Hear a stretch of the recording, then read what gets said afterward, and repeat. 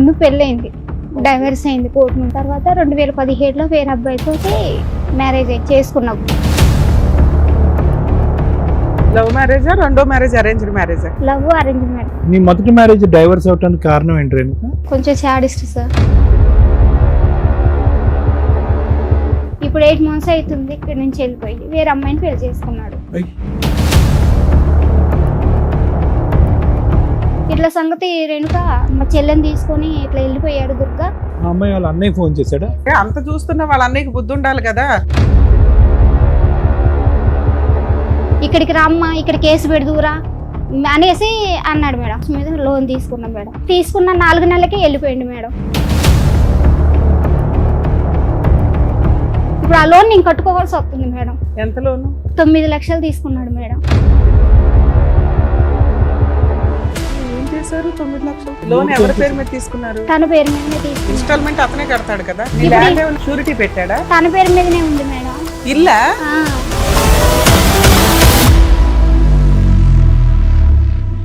మోసానికి కూడా ఒక హద్దు ఉందమ్మా. వాళ్ళని తీసుకెళ్లేటప్పుడు టిప్కి 10,000 మేడం. 10,000. అయ్యో, ఒక ఆడపిల్ల సొమ్ము తినేసి ఏం సాగు చేస్తారు?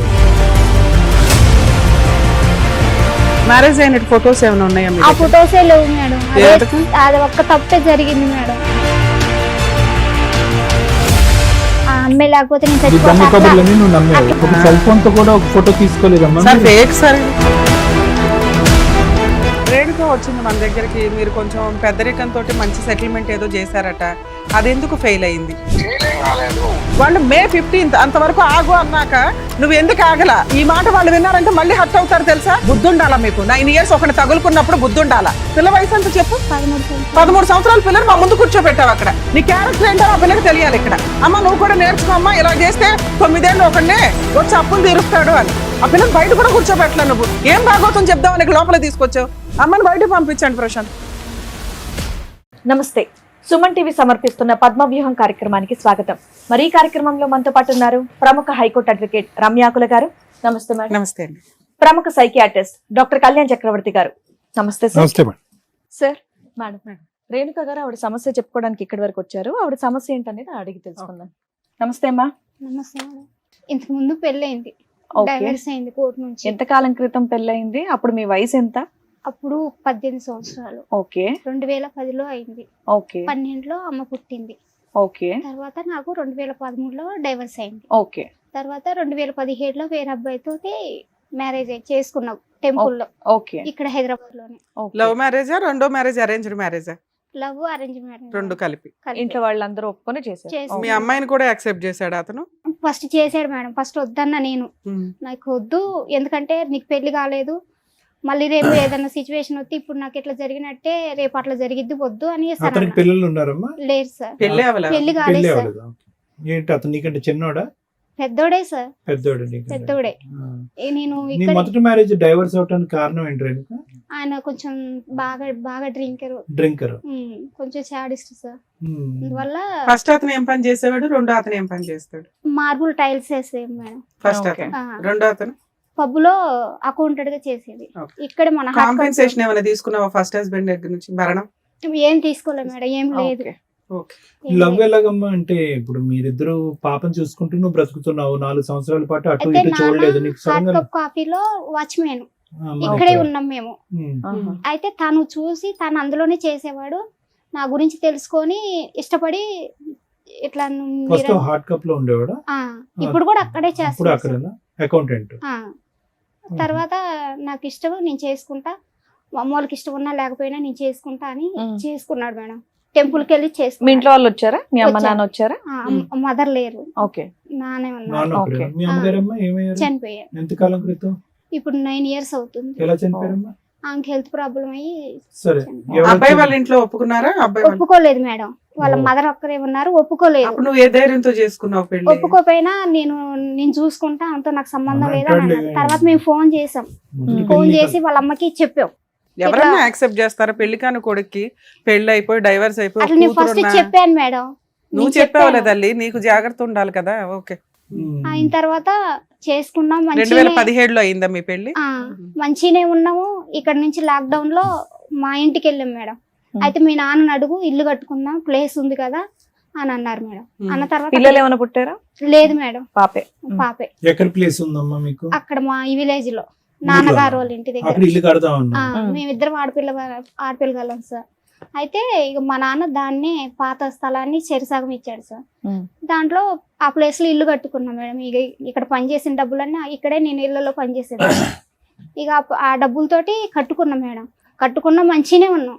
ఇప్పుడు 8 months అవుతుంది ఇక్కడ నుంచి వెళ్ళిపోయి వేరే అమ్మాయిని పెళ్లి చేసుకున్నాడు.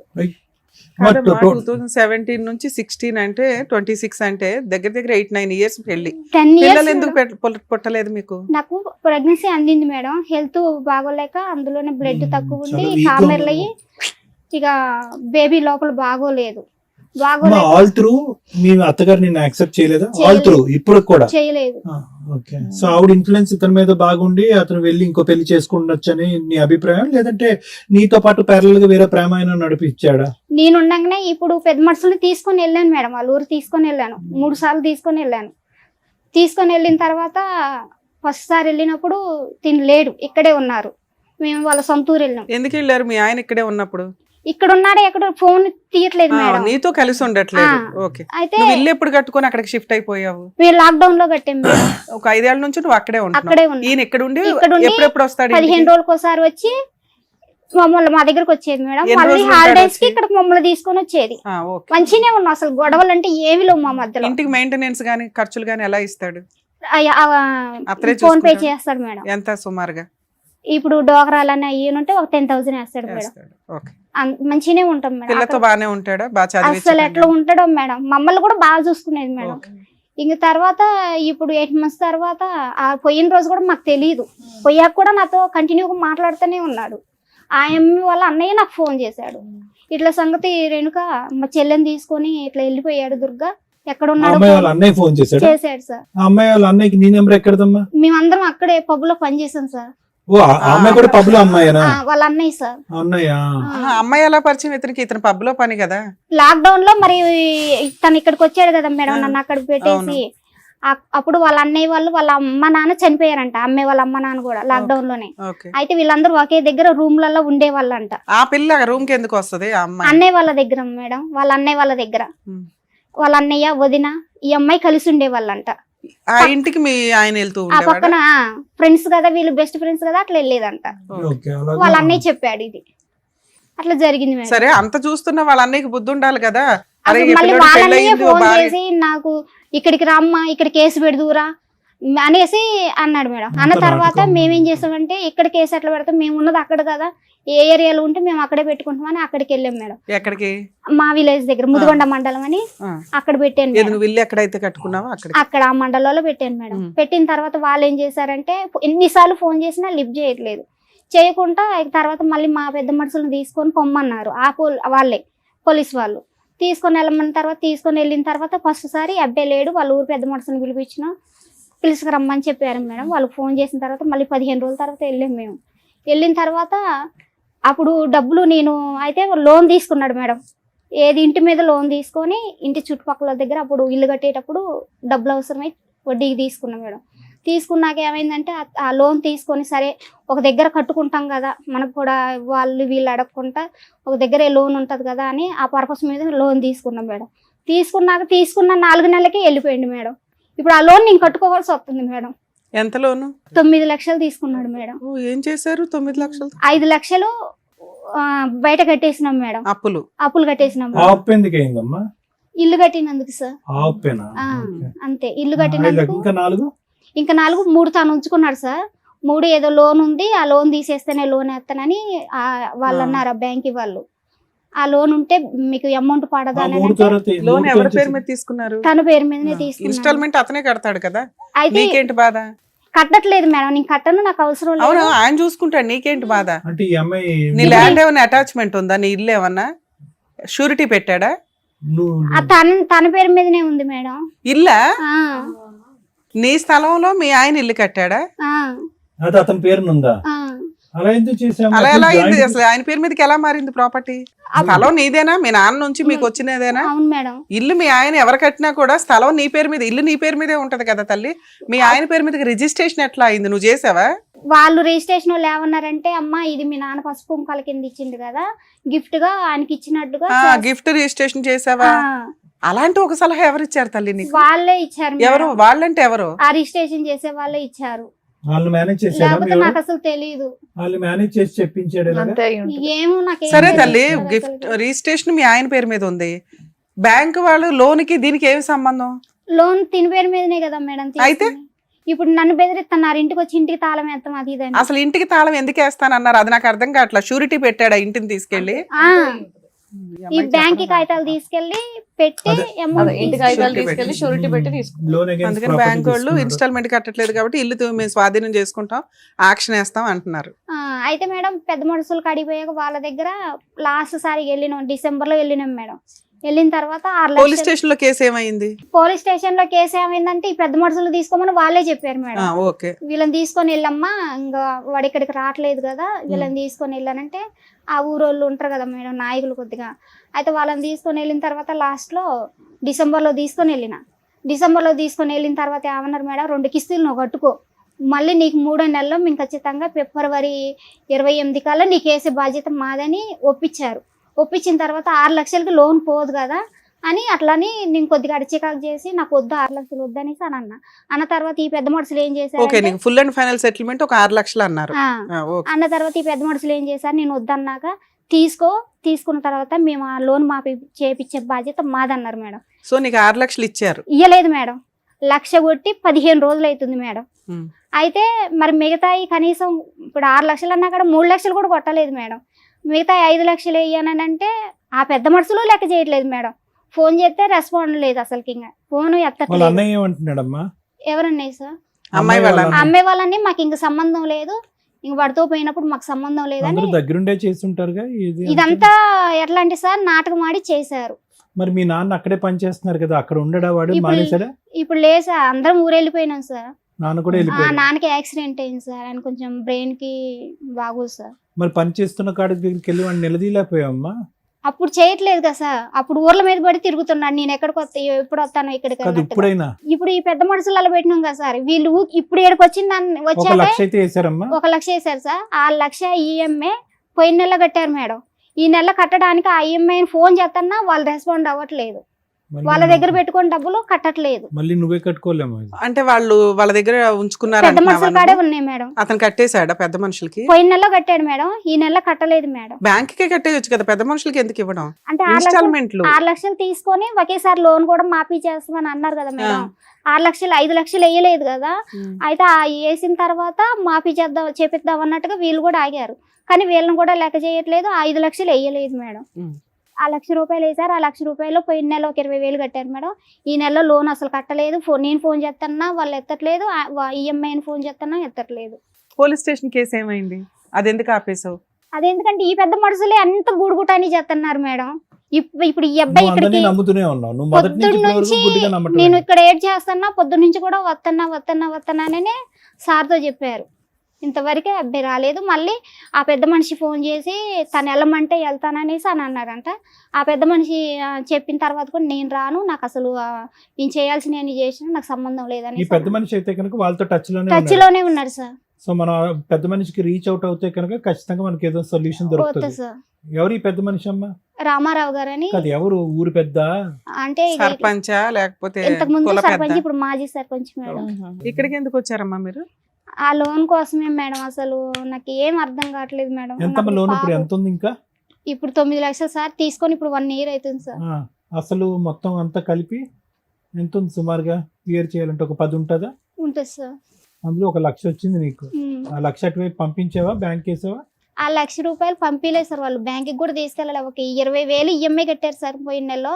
ఈ నెలలో కట్టడానికి వాళ్ళు కూడా కట్టట్లేదు సార్. 1 లక్ష ఇప్పుడు పెద్ద మనుషుల దగ్గర ఉంది, ఇయ్యలేదు మేడం. అకౌంట్ లో వేసారన్నా? నా అకౌంట్ లో కాదు మేడం, వాళ్ళ అకౌంట్ లోనే.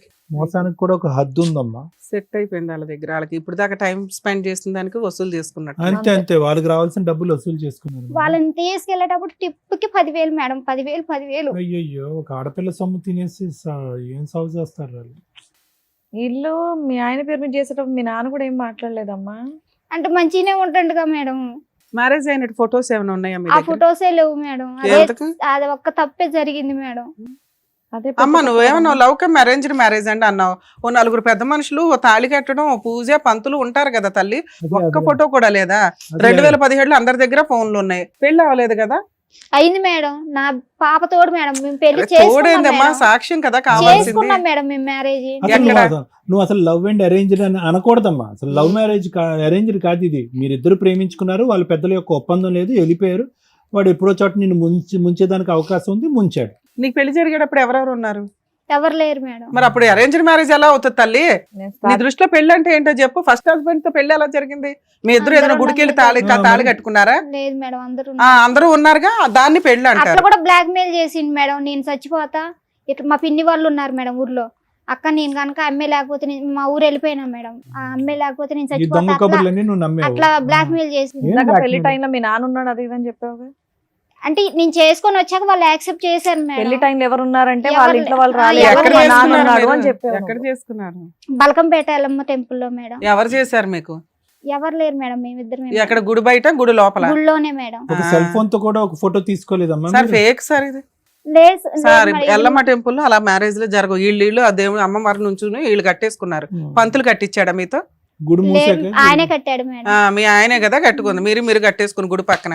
మీరిద్దరు ఏం చేస్తున్నారని చూడరుగా వాళ్ళు. గుడిలో పెళ్లి అంటే దానికి రిసిప్ట్ ఉంటది, పంతులు ఉంటారు. పెద్ద మనుషులు కూడా యాక్సెప్ట్ చేశారు. బానే ఉంటున్నాం. పెళ్లి అంటే ఒక ఫోటో ఉండాలని తెలియదమ్మా నీకు? ఒక్క తప్పే మేడం. ఒక్క తప్పు, అదే పెద్ద తప్పు. ఆ ఒక్క తప్పు అంటే సరే మాట్లాడదాం. అంటాడు డబ్బుల్ సెటిల్మెంట్ ఏమైనా చేస్తాడా ఏంటి అనేది మాట్లాడదాం, చూద్దాం ఇస్తాడేమో. నమస్తే అండి, నేను శ్రీవాణిని మాట్లాడుతున్నాను పద్మవ్యూహం ప్రోగ్రామ్ నుంచి. చెప్పండి మేడం.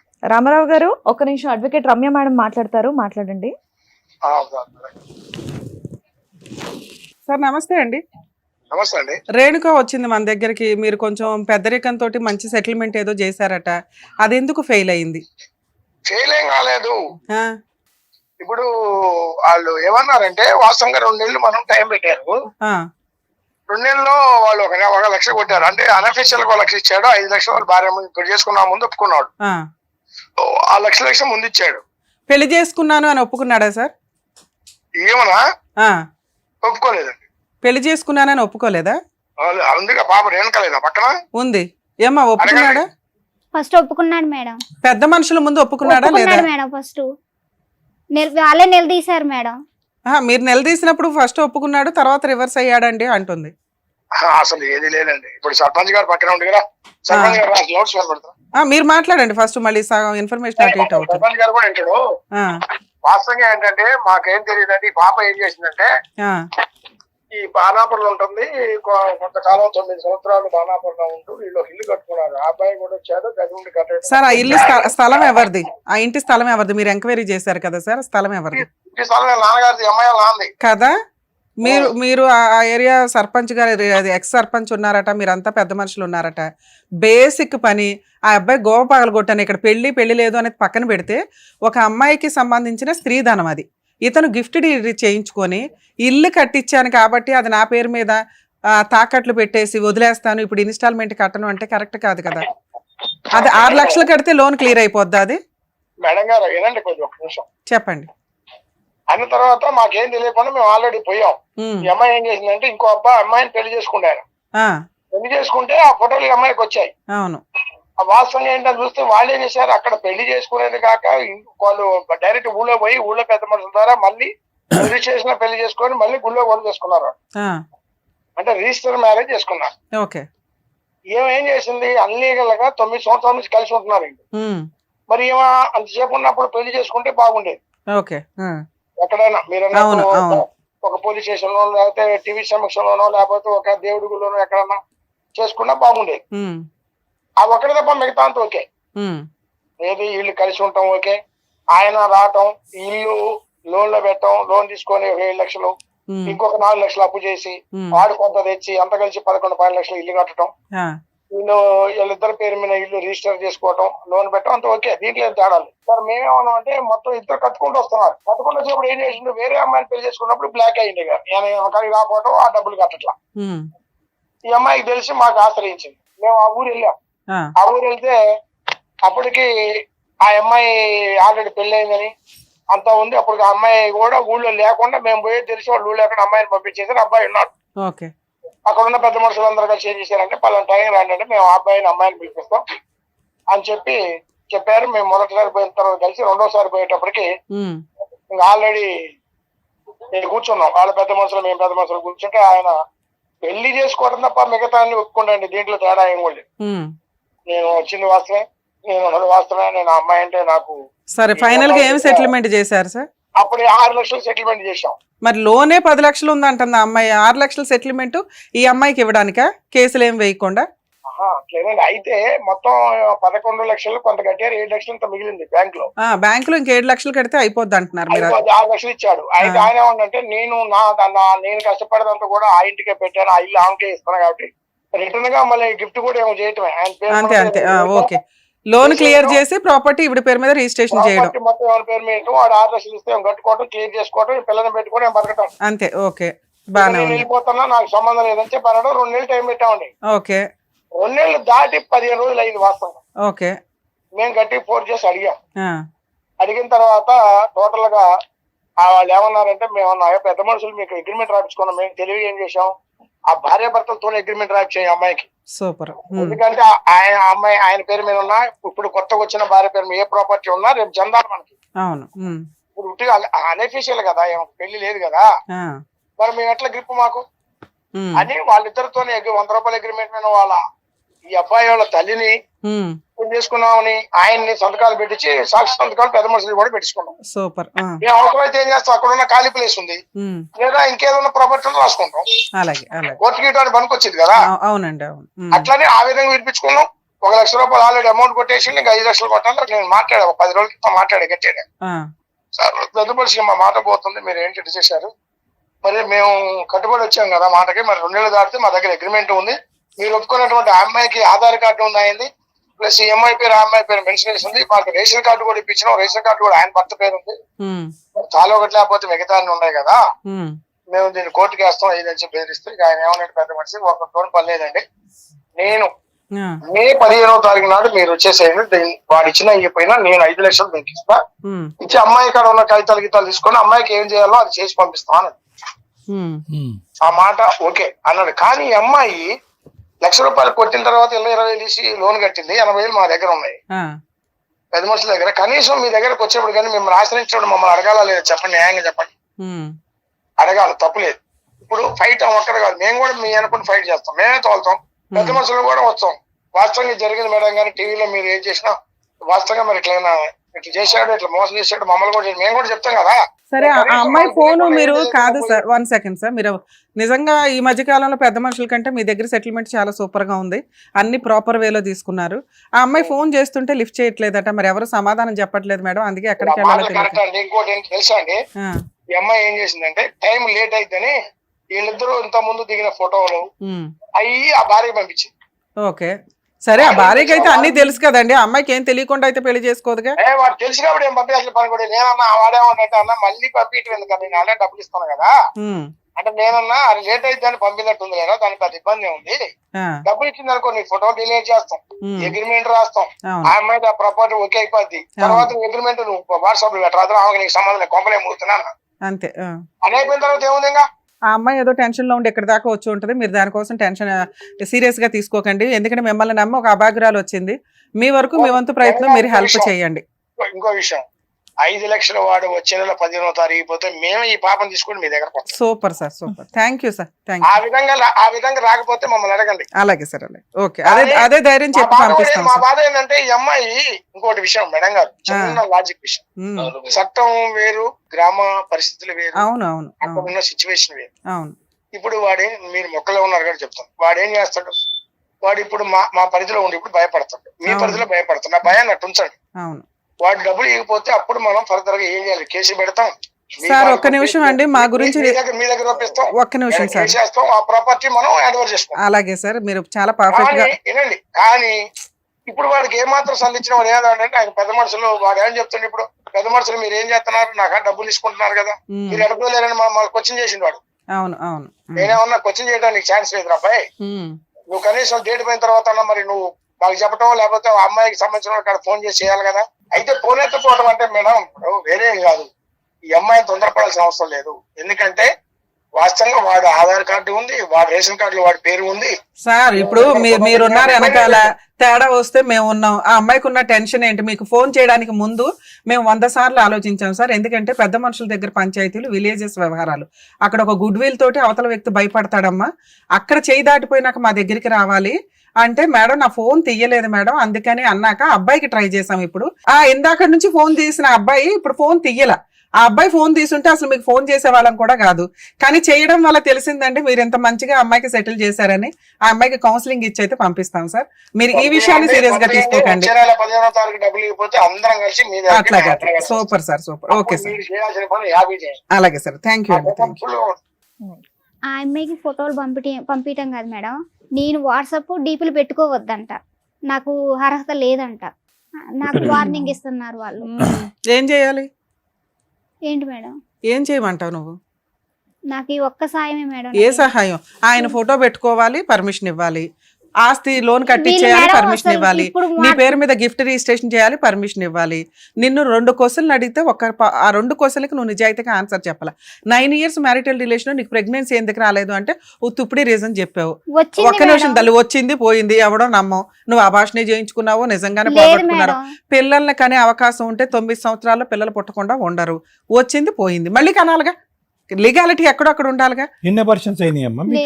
ఒకటే సార్. పెళ్ళి ఏమో లవ్ కమ్ అరేంజ్డ్ మ్యారేజ్ అన్నావు. అక్కడ నేను ఆడ ఉండడం, వర్క్ చేయించుకోవడం, నేను తన ఆడ ఉండడం సార్. తర్వాత మళ్ళీ ఒక 3 years నుంచి నన్ను ముట్టుకోపోయి ఎందుకు ముట్టుకోవట్లేదు ఏందని అని అడిగితే నాకు ఆడికి వచ్చి ఏదో రీజన్ చెప్పేది మేడం. మీరు ఎపిసోడ్లు తీసుకునేటప్పుడు కూడా కొంచెం ఆలోచించండి. ఇట్లాంటి అన్ని తీసుకొని అన్నెసరీ పెద్ద మనుషులు 100% నీకు వర్క్ చేస్తే నువ్వు ఇక్కడికి వచ్చి వాళ్ళ మీద కంప్లైంట్ రేస్ చేస్తావు. మేము మాట్లాడడానికి ముందు ఒకసారి ఆలోచించి నీతో అన్నాం. పెద్ద మనుషులు సార్ మీతో అన్నానో లేదా? పెద్ద మనుషులు ఫీల్ అవుతారు సార్. వాళ్ళ సెటిల్మెంట్ వాళ్ళు May 15th అంతవరకు ఆగు అన్నాక నువ్వు నిజంగా మేడం ఈ మాట వాళ్ళు విన్నారంటే మళ్ళీ హట్ అవుతారు తెలుసా? హట్టు కాదు మేడం, నాకు నిజంగా తెలియదు సార్. కాదమ్మా, వాళ్ళు ఏం చేస్తారు? డిసెంబర్ వెళ్ళిన తర్వాత వాళ్ళు ఏమన్నారంటే February 28 అన్నారు మేడం. February 28 పోయి ఇప్పుడు 15 రోజులే వాళ్ళే కోర్టులో కేసులు వేసినా కూడా సంవత్సరాల తరబడి నడుస్తాయమ్మా. ఆగాలి కదమ్మా, ఆగాలి కదా. ఫోన్ చేసి నీకు అక్కడ వెళ్ళినప్పుడల్లా 10,000 15,000 ఖర్చు అవుతున్నాయి. ఇక్కడ ఫ్రీగా అయిపోతుంది. అక్కడ లేదు మేడం, అక్కడ కూడా నన్ను ఏమన్నారో తెలుసా మేడం? అక్కడ ఏముంది, ఇల్లుందా, అది ఉందా, ఏముంది? ఇప్పుడు నీ ముందే చెప్పారు కదమ్మా, ఒక స్థలం ఉంది, ఒక ఇది ఉంది, అవి మేము అటాచ్ చేసుకుంటామండి అని. ఆ రోజు ఇదే మాట మాట్లాడారు. వినం ఇప్పుడు వరకు మాట్లాడింది ఒక ఎత్తు. ఇప్పుడు మేడం గారు మాట్లాడిన తర్వాత వాళ్ళు ఏమన్నారు? ఏదన్నా మేడం మేము చేసిన రోజు మీ ఎదురుగుంటూ వచ్చి నిలబడతాం అని చెప్పారు. చేయకపోతే మేము చేసి చూపిస్తామని అన్నారు. నువ్వు వచ్చిన ఇదైతే కంప్లీట్ అయిందిగా, విన్నావు కదా, మా ముందే మాట్లాడాడు, రికార్డెడ్ గా ఉన్నాయి. వాళ్ళని రెస్పెక్ట్ ఇవ్వండి. పెద్ద మనుషులకి పనికి మాలోళ్ళ గురించి మాట్లాడుకోవద్దు. మనం నిన్నేం అనట్లేదు తల్లి, మళ్ళీ అట్లా మాట్లాడకూడదు ప్లీజ్, ఆగండి. వాళ్ళు అంత ఇదిగా నీకు చేసి పెడుతున్నప్పుడు కోర్టుకి వెళ్ళి ఏం చేద్దాం అనుకుంటున్నారు? వెళ్దాం, కోర్టుకి వెళ్దాం. May 15th కల్లా నీకు ఆ అమౌంట్ రాకపోతే. వాళ్ళు ఏమన్నారు? మేడం మేము ఎంత చేయాలో అంత చేస్తాం, మా చేతులు అవ్వకపోతే మీ దగ్గరకు వచ్చి కూర్చుంటాం, అందరం కలిసి లీగల్గా ఫైట్ చేద్దామని అన్నారు. ఆ ఒక్క మాట చాలు. వాళ్ళకి రెస్పెక్ట్ ఇవ్వండి, టైం ఇవ్వండి. టైం పడుతుంది. కంట అంతా నువ్వు పెట్టుకుని చెత్త అంతా ఇలా ఇలా ఇలా క్లియర్ అయిపోవాలంటే అవ్వవు తల్లి.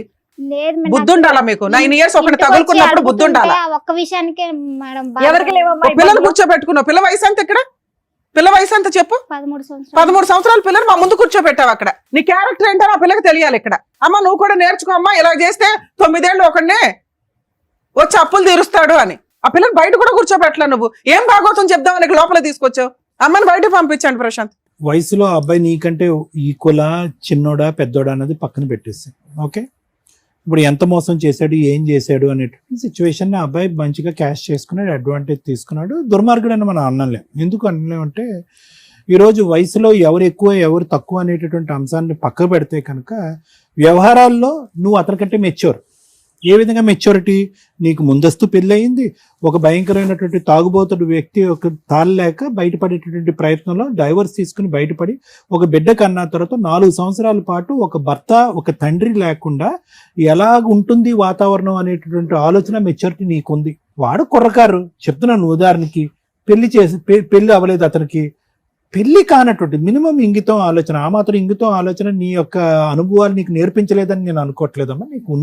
నీకు ఎటొచ్చి ఏంటంటే ఒక కొత్తదనం, మళ్ళీ ఒక మగాడు వచ్చి పక్కన నిలబడుతున్నాడు, బిడ్డను బాగా చూసుకుంటాను అంటున్నాడు. ఎందుకు చూసుకుంటాడమ్మా? ఎన్ని సందర్భాల్లో ఓకే ఎక్కడో కోటికొకలో లక్షకొకలో ఎవరో ఒకరు అలా ఉంటారు. వాళ్ళ తల్లిదండ్రుల యొక్క అభిప్రాయం లేకుండా వాళ్ళ యొక్క అభిప్రాయం లేకుండా ఒకటే కాకుండా వాళ్ళ యొక్క ఇష్టం కాకుండా అన్నీ ఎదిరించి నిన్ను వచ్చి ముందు పెళ్లి చేసుకున్నాడు అంటున్నాడు. పెళ్లి చేసుకున్నప్పుడు ఏమైనా ఆధారాలు ఉన్నాయంటే ఆధారాలు పెట్టుకోలేదన్నది. మళ్ళీ నీకు అక్కడ నీ అనుభవం నీకు ఏం నేర్పించిందో మాకైతే అర్థం కావట్లేదు. ఎవరూ ఆధారం లేకుండా నీ వైపు ఉండేటటువంటి మీ తండ్రే వచ్చి చేసుకోమ్మా అని చెప్పాడు అని అంటున్నావు. ఆ పెద్ద మనిషి లేడు, మీ తండ్రి గారు కూడా పెళ్ళప్పుడు లేడు, నీ కూతురు లేదు, మీ మీ మీ మీ భర్త తరపున వాళ్ళు ఎవరైతే కనుక ఈ అబ్బాయి తరపున వాళ్ళు కూడా ఎవరూ లేరు. సో అలాంటప్పుడు ఇక్కడ వాస్తవానికి నిజమైనటువంటి ఒక న్యాయపరమైనటువంటిది, ఒక భద్రతతో కూడినటువంటి ఒక వివాహ బంధం అనేది జరిగిందనేటటువంటి దానికి ఏంటి నమ్మకం? లేదండి నా మాటే వేదవాక్కు నమ్మండి అని అంటున్నావు. చూడమ్మా, నువ్వు దానికి ఒక ఆధారం చూపెట్టలేకపోతే ఎవరూ కూడా అది నమ్మేటటువంటి అవకాశం లేదు. కేవలం నేను మంచిదాన్ని అని చెప్పుకోండి, అన్ని పొరపాట్లే కదా ఇక్కడ. ఇప్పుడు నీకు తెలియనటువంటి ఆలోచన, నీకు తెలియనటువంటి వయస్సా? నీకు తెలుసు. నీకు అనుభవాలు లేవా? అనుభవాలు ఉన్నాయి. నీకు చెప్పేటటువంటి వాళ్ళు లేరా? చెప్పేటటువంటి వాళ్ళు ఉన్నారు. నీకు అన్నిటికంటే నిన్ను ఒక జాగ్రత్త నేర్పించి నువ్వు వేసేటటువంటి ప్రతి అడుగు జాగ్రత్తగా ఉండమ్మా అని చెప్పగలిగేటటువంటి ఒక వాతావరణం ఎవరుంటే కనుక నీ కూతురు. ఏ అడుగు తీసి ఏ అడుగు వేసినా కూడా అమ్మో ఇది నా భవిష్యత్తుకు సంబంధించిందే కాదు, నా కూతురు భవిష్యత్తుకు సంబంధించింది, నేను ఒక పొరపాటు చేస్తే కనుక రేపొద్దు నా బిడ్డ తలెత్తుకుని తిరగలేనటువంటి ఒక పరిస్థితి వస్తుంది. ఒక తండ్రి ఏమో వచ్చి తాగుబోతు కాబట్టి వదిలేసాము, ఇంకొకటి ఏమో వచ్చి నిన్ను కూతురులా చూసుకుంటాను, నిన్ను భార్యలా చూసుకుంటాను అని చెప్పి ఒక అభూత కల్పన చేసినటువంటి వ్యక్తిని నేను నాన్న అని పిల్లాలా, బాబాయ్ అని పిల్లాలా, పెద్దనాన్న అని పిల్లాలా, ఏమని పిల్లాలి? అటువంటి వాతావరణంలో నీ కూతురిని నువ్వు దింపేటప్పుడు ఎంత ఆచితూచి అడుగేయాలి. ప్రెగ్నెన్సీయా? ఓకే, దురదృష్టం రాలేదు అని అన్నాం, అదే నమ్ముతాం. 9 సంవత్సరాల పాటు ప్రయాణంలో వీడు ఎప్పుడన్నా కూడా తుమ్మితే ఊడిపోయేటటువంటి ముక్కు లాంటి వాడు, వీడితో ఎప్పుడైనా మనం జాగ్రత్తగా ఉండాలి అని చెప్పి 100 సార్లు ఆలోచించవలసినటువంటి ఇంగితో నీకుంది. ఎందుకు నీ గురించి భద్రత అనట్లేదు, నీ కూతురు భవిష్యత్తు భద్రత గురించి అంటున్నాను. ఎవరు ఈ పక్కన ఉన్నటువంటి వ్యక్తి?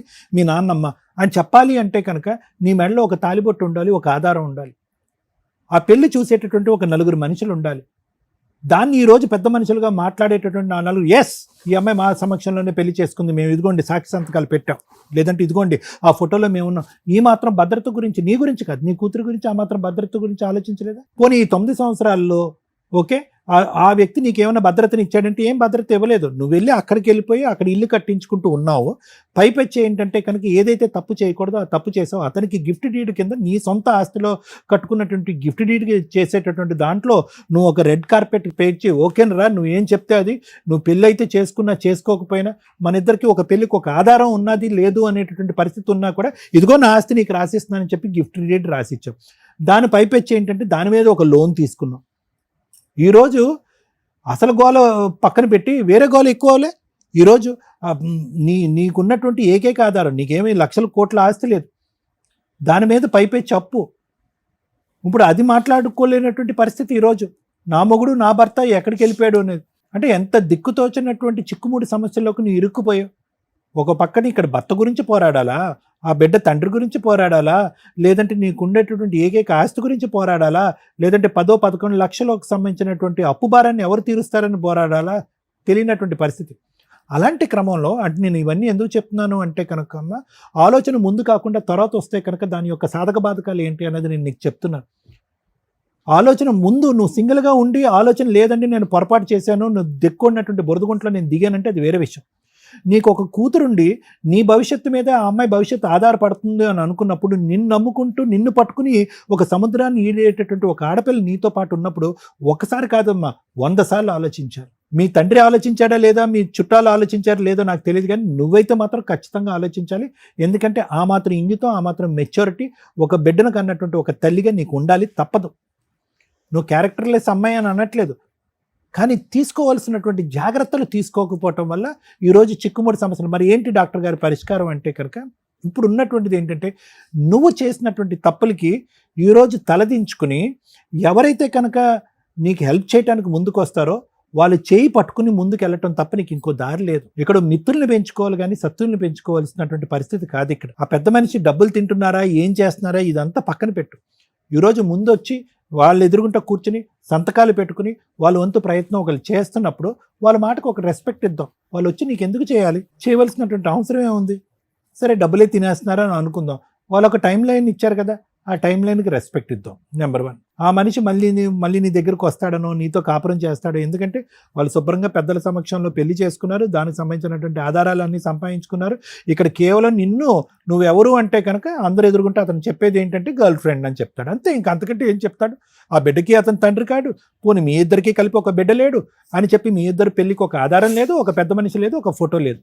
సో అతను ధైర్యంగా కాలర్ ఎగరేసుకుని అది పెళ్ళి నువ్వు గర్ల్ ఫ్రెండ్ అన్నట్టుగా చెప్పుకుంటున్నాడు. సో మళ్ళీ ఇంకోసారి జీవితంలో మోసపోయావు. అప్పుడేమొచ్చి మీరు తల్లిదండ్రుల దగ్గరుండి చేసినటువంటి పెళ్లి వల్ల మోసపోయావు, అనాలోచితంగా వ్యవహారం తెలియకుండా. ఇప్పుడేమొచ్చి నువ్వు తొందరపడి చేసుకున్నావు. అందులో ఏంటంటే ఒక క్యారెక్టర్, ఒక ఆలోచన, ఒక వ్యక్తిత్వం ఉన్నటువంటి ఒక తల్లి. నిన్ను ఖండించట్లేదు, నిన్ను తిట్టట్లేదు, కానీ ముందస్తూ ఉండవలసిన ఆలోచన తర్వాత వస్తే కనుక అందరూ ఒక సైడు, నువ్వు ఒక్క సైడే ఎలా నిలబడతావు అనే దానికి ఇది ఒక నిదర్శనం, ఒక ఆధారం. ఇలాంటి ఆడపిల్లలు చాలామంది ఉన్నారు. ఏవో గొడవల కారణంలో, ఇంకో కారణం వల్ల విడాకుల వరకు వెళ్ళిపోయినటువంటి ఆడపిల్లలు ఉన్నారు. వాళ్ళకు ఒక బెడ్ ఉంటారు. నేను అనేది ఏంటంటే నాకంటూ ఒక తోడు ఆలోచించిన దానికంటే నా పక్కన నిలబడేటటువంటి వ్యక్తి నా బిడ్డకు ఒక ఆధారం కింద, ఒక తండ్రి కింద నిలబడతాడా, లేదంటే నట్టేటు ముంచుతాడా అని చెప్పి నువ్వు సింగిల్గా తీసుకునే ఆలోచన కంటే డబల్గా నీ కూతురు తరపున, నీ తరపున తీసుకునేటటువంటి ఆలోచన వెనకతల బలం చాలా ఎక్కువ ఉండాలని చెప్పటమే నా ఉద్దేశం. ఇవన్నీ పక్కన పెడదామమ్మా. ఆ పెద్ద ఆయన మేడంకి చాలా రెస్పెక్ట్ ఇచ్చి, మేడంతో చాలా మర్యాదగా మాట్లాడి, ఈ వేదిక యొక్క ఇంపార్టెన్స్ తెలుసుకుని, అమ్మో ఇక్కడ ఈ వేదిక వరకు వచ్చింది అంటే అమ్మాయి రేపొద్దున ఇంతకుముందు చేసినటువంటి వాయిదాలు మనం ఇప్పుడు చేయలేము, ఇప్పుడు ఏది మాట్లాడినా ఖచ్చితంగా మాట్లాడాలి అని చెప్పి పబ్లిక్లో ఇన్ని కెమెరాలు ఎదురుగుంటా అతను ఒకటి ఒప్పుకున్నాడు. మేడం నేను ఖచ్చితంగా చేసి చూపెడతా, నేను చేయని రోజు మీరు అడగండి. అతను కూడా నెక్స్ట్ 2027 మే అనలేదు, 2026 మే 15th అన్నాడు. అంటే మహా అయితే కనుక ఒక 4 రోజుల లోపే, 4 రోజులు సుమారుగా. సో కాబట్టి నీకు ఒక భరోసా, ఈ వేదికకి నమ్ముకుని వచ్చినందుకు ఒక భరోసా వచ్చింది కాబట్టి అంతవరకు జరుగుతుందనే నమ్మకం నాకు ఉందమ్మా. అప్పటికీ జరగకపోతే మనం ఏం చేయాలన్నది ఆలోచిద్దాం. Thank you. నా దృష్టిలో మహిళలు, ఉమెన్స్ ఫైనాన్షియల్ సంపాదన అనేది చాలా అవసరం. వాళ్ళని పోషించుకుంటూ వాళ్ళ మీద ఆధారపడిన పిల్లలో, తల్లిదండ్రులు వాళ్ళని, కుటుంబాన్ని పోషించే స్టేజ్లో ఉండాలి. అది చదువు ద్వారానా, పనులు చేసుకుంటారా, ఏదన్నా మంచి బిజినెస్లు పెట్టుకుంటారా. ఒక స్త్రీకి సంపాదన అనేది ధైర్యాన్ని తీసుకొస్తుంది. ఒక స్త్రీ ఎప్పుడు ధైర్యంగానే ఉండాలి ఈ జనరేషన్లో. మీకు అర్థమవుతుందా? ధైర్యం అంటే సంపాదన. 2 క్యారెక్టర్ ఉండాలి. క్యారెక్టర్ ఉంది ఆ స్త్రీకి అంటే పొగరు. ఒక క్యారెక్టర్ అనేది పొగరు. ధైర్యంతో కూడిన పొగరుతో ఉన్న ఒక స్త్రీని టచ్ చేయాలంటే ఎవడన్నా భయపడతాడు. ఈ 2 ఉండాలి ఒక స్త్రీకి ఈ జనరేషన్లో, ఏ జనరేషన్లో అయినా. ఇవి 2 ఉన్న అమ్మాయి కాపురాలు నాశనం చేసుకోకూడదు. తల్లిదండ్రుల కన్నా ఉపయోగపడాలి, కుటుంబానికి ఉపయోగపడాలి. ఎవరైనా తప్పు మాట్లాడితే అరే నా భార్య ఉంది, మా అమ్మ ఉంది, నా కూతురు ఉంది అని చెప్పుకునే అంత గర్వంగా ఉండాలి. ఈ 2 లేని వాళ్ళు ఎవరన్నా ఇప్పుడు మిగులుంటే ఈ రెండిట్లోనూ ఏదో ఒకటి సంపాదించుకోవడానికి ట్రై చేస్తూ రెండో దాన్ని కంట్రోల్ చేసుకోండి. అంతే. సంపాదన లేకపోతే సంపాదించుకోవడం స్టార్ట్ చేయండి క్యారెక్టర్తో. క్యారెక్టర్ ఉంది అంటే మిమ్మల్ని టచ్ చేయడానికి భయపడతారు. వేలెత్తి ఎవరు చూపించారు, అట్లా చూపించే కుక్కల గురించి మాట్లాడుకోవద్దు. మీరు టెన్షనే పడొద్దు. అర్థమవుతుందా? ఇక ఇప్పుడు ఈ కేసు గురించి మాట్లాడితే ఇలాంటి వాళ్ళ కోసమే సుప్రీంకోర్టు ఎక్స్ట్రా మ్యారిటల్ అఫైర్స్కి ఒక బంపర్ ఆఫర్ ఇచ్చేసి ఇప్పుడు సహజీవనానికి కూడా లైసెన్స్ ఇచ్చారు. లైసెన్స్ అంటే మళ్ళీ అందరూ దుకాణం పెట్టకండి. ఎక్స్ట్రా మ్యారిటల్ అఫైర్స్ సూపర్గా మీ అందరికీ రీచ్ అయిపోయింది. సహజీవనం అంటే ఇలాంటి అభాగ్యులు కొంతమంది ఉంటారు. అవసరం కోసం, సంపాదన లేక, ఎవరో ఒక తోడు కావాలనుకొని మగాళ్ళు ట్రాప్ చేస్తే వాళ్ళను నమ్ముకొని ఉండడం. 9 yearsలో ఆ అబ్బాయి పెళ్లి చేసుకోలే, వాడుకున్నాడు ఫుల్గా. ఇలా అన్యాయం అయిపోతున్న వాళ్ళు చాలా ఎక్కువ మంది. ఇప్పుడంతే మహిళలు ముదిరిపోయారు, కానీ ఇది కూడా ఒక ట్రాపే లేడీస్ది. కానీ మ్యాక్సిమం ఇన్ని 9 years అంటే మామూలు విషయం కాదు. ఏదో ఒక రోజు చేసుకోకపోతాడా, ఏదో రోజు ఒప్పించకపోతాడా అని ఇలా జీవితాలు సర్వనాశనం చేసుకొని జబ్బులు వచ్చేసి బయటికి ఇక బబ్లికం నమిలి ఊస్తే ఎట్లా వాళ్ళ జీవితాలు అలా అయిపోతూ మానసికంగా ఇబ్బంది పడుతున్న వాళ్ళు ఉన్నారని సుప్రీంకోర్టు ఇలా లాంగ్ టర్మ్లో లివిన్లో ఉన్న సహజీవనంలో ఉన్న వ్యక్తుల్ని కూడా భార్యాభర్తల కింద కన్సిడర్ చేస్తున్నారు. కొత్తగా ఈ దుకాణం పెట్టుకోకండి, క్యారెక్టర్ ఇంపార్టెంట్. ఎవడో మిమ్మల్ని వాడుకొని వదిలేయటం, ఎవరితో మిమ్మల్ని వాడుకొని వదిలేయటం ఇవి కరెక్ట్ కాదుగా. గౌరవంగా పెళ్లి చేసుకునే వాళ్ళనే నమ్మాలా, లేకపోతే చీనివాసులు నాకు అవసరం లేదురా అనుకొని లీగల్గా పెళ్లి చేసుకునే వ్యక్తితో ఈ సమాజంలో మనం ఏ రూల్స్ అయితే మనకున్నాయో ఈ టైం పీరియడ్లో వీటిని ఫాలో అవ్వడానికి చూడండి. అమ్మ మీ విషయానికి వస్తే, నీ కూతురు షో వింటుంది చూస్తుంది నా ముందు అని నాకు బాధేసి అన్నాను తన్ని. ఎందుకంటే ఆ పిల్ల వినకూడదు నీ గురించి. తెలుసండి, చిన్న పిల్లప్పటి నుంచి చూస్తుంది, 9 ఏళ్ళు అంటే దానికి 3 ఏళ్ల నుంచి చూస్తుంది అంటే చూడటం వేరు. తన దృష్టిలో నాన్న అతను. నువ్వు అదే అబద్ధం మాకు కూడా చెప్పు. తన దృష్టిలో ఆధార్ కార్డుల్లో, స్కూల్ సర్టిఫికేట్స్లో, మీరు ఫ్యామిలీ రేషన్ కార్డులో కూడా అతన్ని భర్తగానే పెట్టారు. కానీ ఏ రోజు తాళి కట్టుకుంటున్నట్టు ఫోటోలు తీసుకోవాలి. ఆ తర్వాత అన్న పూజలు చేసుకుంటూ ఫోటోలు తీసుకోవాలి. మాకొచ్చి లవ్ కమ్ అరేంజ్డ్ మ్యారేజ్ అండి అన్నావు. నీ దృష్టిలో అరేంజ్డ్ మ్యారేజ్ అంటే ఏంటి? గుళ్ళో మీరిద్దరు కట్టుకోవడాన్ని లవ్ మ్యారేజ్ అంటారు. మేడం లవ్ మ్యారేజ్ అండి అంటే అప్పుడు 9 yearsలో ఏ రోజు కూడా అబ్బాయి వాళ్ళ ఇంటికి వెళ్ళి నేను మీ కోడలనే చెప్పే ధైర్యం నీకు రాల. అతను తీసుకెళ్ళాల. అక్కడే నీకు తెలుసు నేను ఉంచుకున్న దాన్ని ఎప్పుడో ఒకప్పుడు లీగల్గా పెళ్లి చేసుకొని నన్ను తీసుకెళ్తాడు, నా అర్హత ఇంతే. 2 నాకు స్థలం ఉంది, అతను నన్ను వాడుకుంటున్నాడు, నేను అతనికి సేవలు చేస్తున్నాను, భార్యాభర్తలుగా ఉన్నాము, పిల్లకి తండ్రిగా మంచిగా ఉన్నాడు, ఇల్లు ఒకటి ఉంటే మాకంటూ ఒక షెల్టర్లో మేము మా తిండి మేము గంజి తిన్నా బతకగలుగుతాం అనుకొని ఇల్లు కట్టించుకోవడానికి ప్లాన్ చేసుకున్నారు. అందులో అతను కొంత అమౌంట్ పెట్టాడు. ఇల్లు లోన్ పెట్టాలంటే ఖచ్చితంగా అతని పేరు మీద ఏదైనా ప్రాపర్టీ ఉండాలి. ప్రాపర్టీ గిఫ్ట్ రిజిస్ట్రేషన్ చేయించుకున్నాడు. దాన్ని తాకట్టు పెట్టి లోన్ తీసుకొచ్చాడు. ఇప్పటిదాకా ఇన్స్టాల్మెంట్లో కూడా కట్టాడు. అతని దృష్టిలో అతను ఏదైతే విడిగా తీసుకొచ్చి అమౌంట్ ఇచ్చాడో నీకు ఇల్లు కట్టించి ఇవ్వడమే కాంపెన్సేషన్. లోను క్లియర్ చేయడం కోసం అతను తప్పించుకు తిరుగుతున్నాడు పెద్ద మనుషుల దగ్గర నుంచి కూడా. అర్థమవుతుందా? నీకోసం పెద్ద మనుషులు ట్రై చేస్తున్నారు. వాళ్ళకి ఆ రెస్పెక్ట్ ఉండనివ్వండి. రోజు నీ ఫోన్స్ అటెండ్ అయ్యి ఫ్రీ సర్వీసులు చేయడం ఎక్కడ జరగదు. వాళ్ళకు ఒక గుడ్ విల్, ఒక అమ్మాయి ప్రాబ్లం సాల్వ్ చేస్తే పుణ్యం. నువ్వు సతీ సావిత్రి టైపులో పతివ్రతలాగా అమ్మో ఆయన్ని నేను వదిలేసి సెటిల్మెంట్ చేసుకొని వచ్చావు. నాకు నా ఇల్లు నాకు ఇస్తే చాలండి, ఆడ దరిద్రం వదిలితే చాలు అని. ఎందుకంటే అబ్బాయి నిన్ను చీ అనుకొని ఇంకో అమ్మాయిని పెళ్లి చేసుకున్నాడు. లీగల్గా లైసెన్స్డ్గా ఎవిడెన్స్లు పెట్టుకుంటున్నాడు 3 సార్లు చేసుకొని. అంటే నువ్వు అతనికి అవసరంలా. నువ్వు ఇచ్చిన పనిష్మెంట్ ఏంటి అంటే 9 ఏళ్ళు నిన్ను మోసం చేసినందుకు ఇల్లు కట్టించుకున్నట్టు లెక్క. దీన్ని ఎలా వసూలు చేయాలని చూసుకోవాలి. ఒకవేళ పెద్ద మనుషులు నీకు సెటిల్మెంట్ చెయ్యకపోతే నువ్వు ఈ చిల్లర పంచాయతీలన్నీ చేసుకుంటూ వెళ్ళొచ్చు. ఇంటి మీదకి వెళ్ళి నిరాహార దీక్ష చేయడం, పోలీస్ స్టేషన్కి వెళ్ళి కేసు పెట్టడం. నువ్వు పెట్టే కేసు చాలా పెద్దది. పెద్ద మనుషులకు కూడా కొంచెం లీగాలిటీ తెలియక మేడం పెళ్ళవలేదు మేడం పెళ్ళవలేదు అంటున్నారు. కానీ ఇప్పుడు నేనేం చెప్పాను తల్లి, సుప్రీంకోర్టు గైడ్ లైన్స్, మీ ఇద్దరు భార్యాభర్తలే, మ్యారేజ్ ఫోటోలు లేనంత మాత్రాన ప్రాబ్లం లేదు.